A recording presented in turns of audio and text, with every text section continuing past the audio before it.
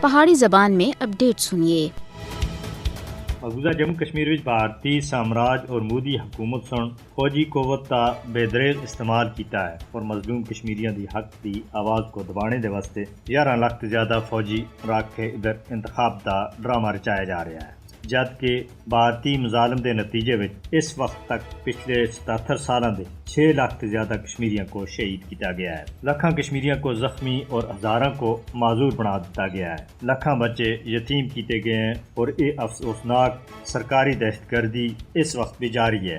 مقبوضہ جموں کشمیر دا مسلم اکثریتی تشخص بدلنے دا منصوبہ اگے بتایا جا رہا ہے، غیر ریاستی باشنداں کو مقبوضہ جموں کشمیر وچ آن کے بسایا جا رہا ہے اور حق دی آواز دبانے دے واسطے مختلف طریقے اور حربے استعمال کیتے جا رہے ہیں۔ مقبوضہ جموں کشمیر کے اندر فوجی قبضے دے تحت انتخابات محض دنیا دی اکھاں وچ مٹی سٹنے دے مترادف ہے۔ انتخابات کے انعقاد وچ بھارت کا اصل مقصد مقبوضہ جموں کشمیر کے اتنے اپنے غیر قانونی قبضے کو اور زیادہ ڈاڑا کرنا ہے۔ مقبوضہ جموں کشمیر وچ انتخابات کشمیری عوام دے حق خود ارادیت کی جگہ نہیں کہہ سکتے۔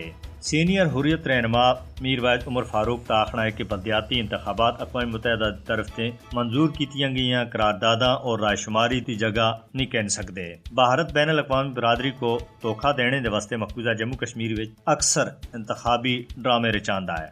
5 اگست 2019 دے غیر قانونی اور یک طرفہ اقدامات کشمیریاں دی خواہشات تے ہاں بھارت کی بدنیتی کو ظاہر کر رہے ہیں۔ کشمیری انتخابات کے واسطے نہیں بلکہ اقوام متحدہ کی طرف سے پاس کیتیاں گئیاں قرارداداں اور استصواب رائے دے واسطے قربانیاں دے رہے ہیں۔ مقبوضہ جموں کشمیر وچ انتخابات کا انعقاد خطے دی متنازع حیثیت کو بھارت تا بٹانے دا ناکام منصوبہ ہے اور بھارت اس وچ کسی بھی صورت وچ کامیاب نہیں ہو سکتا۔ مقبوضہ جموں کشمیر کے لوگ رائے شماری دا مطالبہ کر رہے ہیں اور اسی وجہ سے انہاں کو سزا دیتی جا رہی ہے۔ تنازع کشمیر کے جائز حل دے واسطے عالمی برادری کو چاہیے کہ مقبوضہ جموں کشمیر دی اصل صورتحال کو سامنے رکھتے ہوئے کشمیریوں کو انہاں دا حق دوڑنے دے واسطے اپنا کردار ادا کرے۔